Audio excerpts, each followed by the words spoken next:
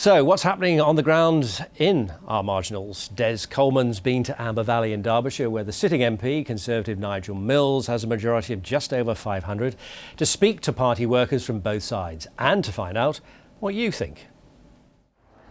Ripley is in the heart of the Amber Valley and the scene is set for a heavyweight bout between Labour and Conservatives. But who's going to win? Well, Conservatives think it's the way they run the Borough Council here that gives them the knockout blow.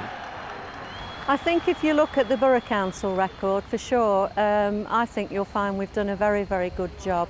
We're providing excellent services and very good value for money. And we've always got our eyes and ears open. We always listen to people. And wherever things can be improved, we do whatever we can to improve them. Are you going to go knocking on doors yourself?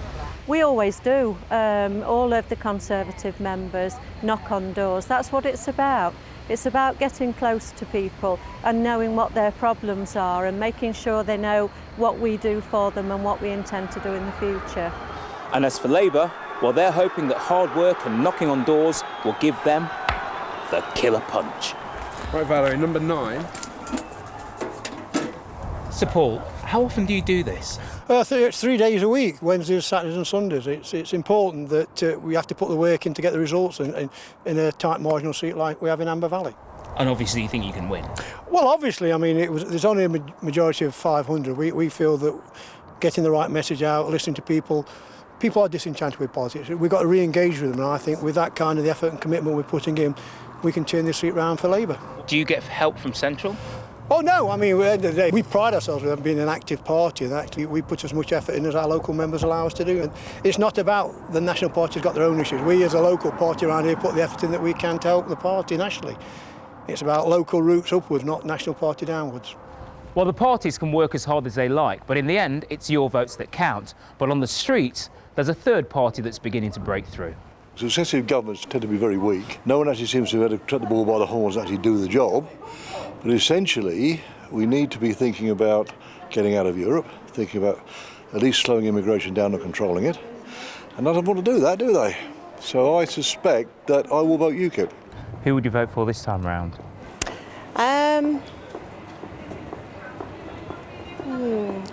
Probably, I think I might actually take a risk and bring Labour in.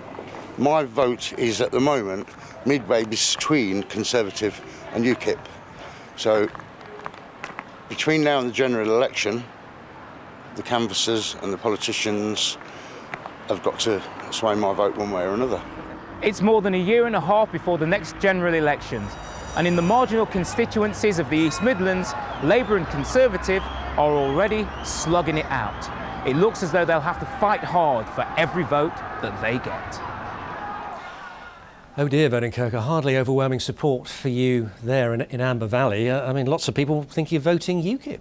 Well, some people thinking that, but the polls that Lord Ashcroft did, a prominent Tory politician, showed that there'd been a big swing to Labour in the marginal seats. Because of the swing from the Tories to UKIP, that's what he says. Well, he said that some people were thinking of voting UKIP, but there was a clear swing to Labour in those marginal seats across the country, including in the East Midlands, in Amber Valley, in Sherwood, in Broxtowe, in Lincoln. Because of the move, defection from the Tories to UKIP, and that's why you're benefiting. Well, the fact of the matter is that we're in front in those seats. We're doing well in those seats. We're in front in those seats. But of course, what we need to do is to work hard. And you saw the campaigning effort that's going in. The candidates in all of those seats working hard. And I tell you, I think that when people start to think about the cost of living, the fact that prices are going up faster than wages, the impact on them of the consequences of what the government are doing, I think it's all to play for. And as I say, we're working hard and campaigning hard in all of these seats. Mark, Mark's sentence in that report said he was torn between UKIP and the Conservatives. That's your worst nightmare, isn't it? No, I don't think so. I think clearly the only person that's going to get the keys to number 10 is either Mr Cameron or Mr Miliband. They're the only two that are going to get commentators those. Are saying Mr Miliband might get it because of UKIP. Quite possibly. So if we need to make sure we get that message message them out. across Yeah.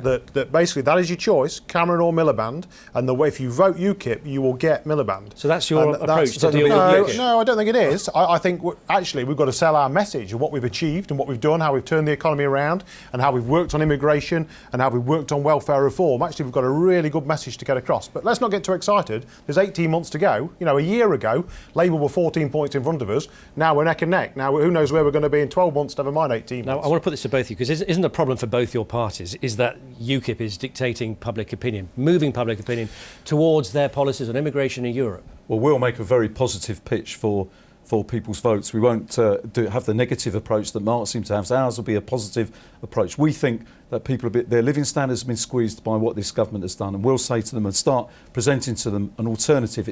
We'll say to them, it doesn't have to be like this. We can create a fairer, more equal, more socially just society, and that'll be the positive pitch we make. We've already discussed the bedroom tax. It will be policies like that that we'll put before people and say that's why you should vote Labour. Are you in the going to have next to election. get more hardline on things like immigration in Europe to stop them drifting to UKIP? I think we've got to get our message across about the things that we've done, Which is and a the things negative that we've one, right? already achieved. No, That's we're what I'm saying, talking it's about about negative. We're talking about selling our message, what we've achieved, not looking at other parties, not campaigning negatively, but selling our message and telling the populace out there, frankly, what the government has done and the progress we've made. And then will be not the time to go back, but to keep going with that agenda. Well, that's the classic sign of when you're in trouble about saying it's about, we're not getting our message across. Well, we certainly can't ignore UKIP at the next general election.